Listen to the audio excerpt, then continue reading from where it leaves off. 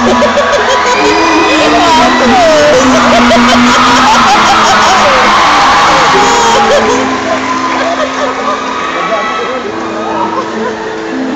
betul-betul tergotor.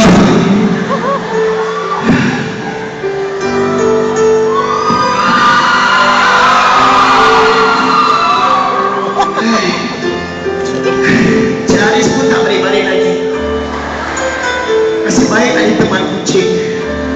Ya. Lah, ingatkan kucing tadi. Mana kucing aku ni?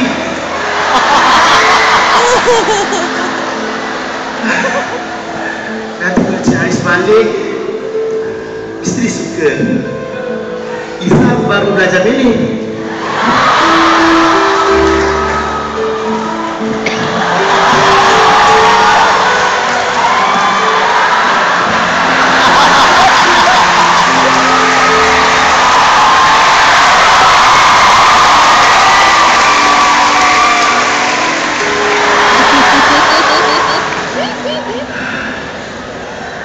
Mana Abang Aris ni?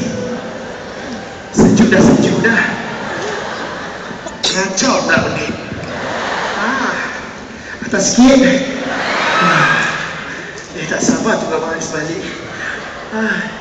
Hari ni Izzah nak makan makanan yang paling sekali kat dalam rumah. Izzah nak ajak Abang Aris pergi Gelang. Pergi Izzah!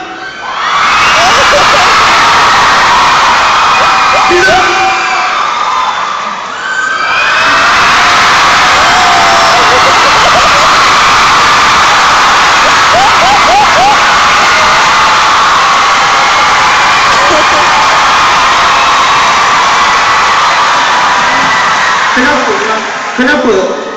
Jiran-jiran semua menjerit? Abang!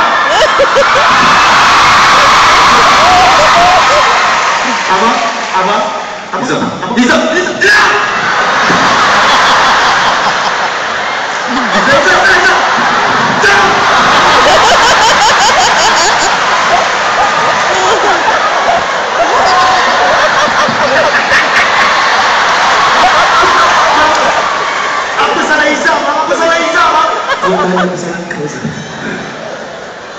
Kau tanya apa salah kau?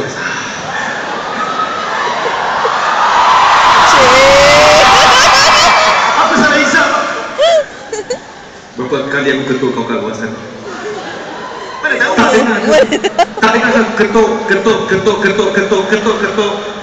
Izzah. Izzah, kenapa dengan kau pekat ke Izzah? Izzah, kau pekat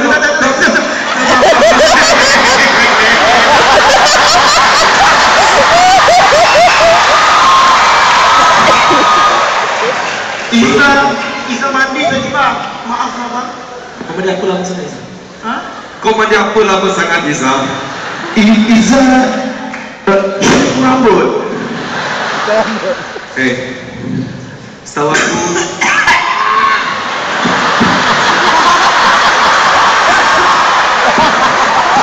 Izzah tak sihat bang. Izzah. Ya bang. Aku kat luar sana berjam aku ketuk. Kan ingat aku pencuri tau kat luar sana tadi. Maaf Izzah, lama ketuk macam mana? Kau tanya aku ketuk macam mana?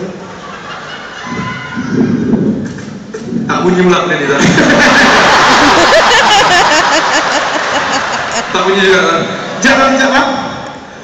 Sebelah. Jangan begitu. Sama je tak? Abang jangan marah bang. Abang jangan marah. Sebab Izzah ada berita gembira untuk abang.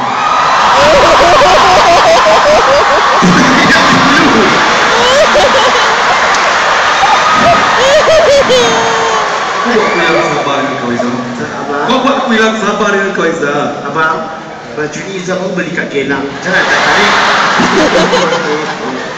Abang.